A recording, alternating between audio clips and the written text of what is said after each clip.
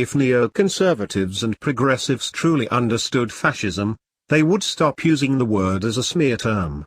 That is because both groups, along with most political figures and commentators, embrace fascist ideas and policies. Fascism's distinguishing characteristic is a mixed economy. Unlike socialists and communists who seek to abolish private business, fascists are content to let business remain in private hands. Instead, fascists use regulations, mandates, and taxes to control business and run, and ruin, the economy.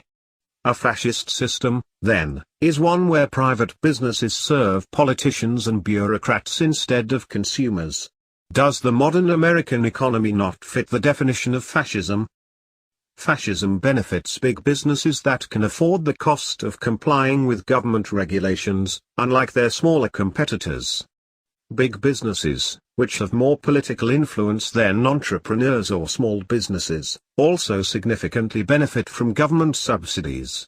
In order to maintain their power, big businesses finance the deep state, the network of lobbyists, journalists, think tanks, bureaucrats, and congressional staffers who work behind the scenes to shape government policy.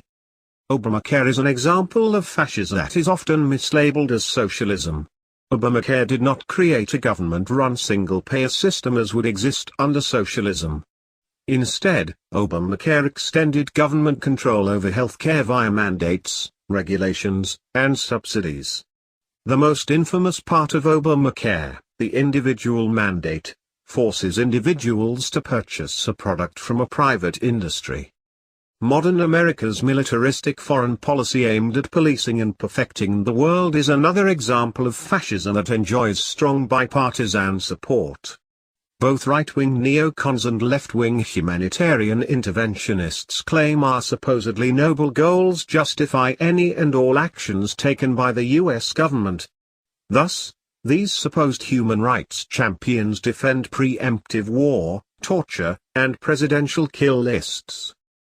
Many politicians supporting a militaristic foreign policy are more concerned with spreading largesse to the military-industrial complex than with spreading democracy. This is why some supposed free market conservatives sound like Paul Krugman on steroids when discussing the economic benefits of military spending. Similarly, some anti-war progressives will support large military budgets if some of the money is spent in their states or congressional districts.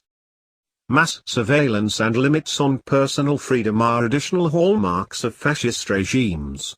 While there is a movement to reform the police state, few want to abolish mass surveillance, civil asset forfeiture, police militarization, and other police state policies adopted in the name of the wars on terror and drugs. The federal government has even used force to stop people from selling raw milk. Attempts by progressives to silence political opponents are more examples of how many supposedly anti-fascist Americans are embracing fascist policies. The growth of the welfare warfare state has been accompanied by an increase in presidential power. This centralization of power, and the support it receives from the political class, is one more indication of the fascistic nature of our current regime. Of course, many in Congress will fight to rein in the executive branch, as long as the occupant of the White House is of the opposing party. Even the fiercest opponents of excessive presidential power instantaneously become lapdogs when their party wins the White House. For all their alleged anti-fascism, today's neo-conservatives and progressives both support the use of force to reshape society and the world. This is the defining characteristic not just of fascists, but also of authoritarians. The true anti-fascists are those who reject the initiation of force. The true path to real free markets, peace, and individual liberty starts with rejecting the bipartisan authoritarianism in favor of the non-aggression principle.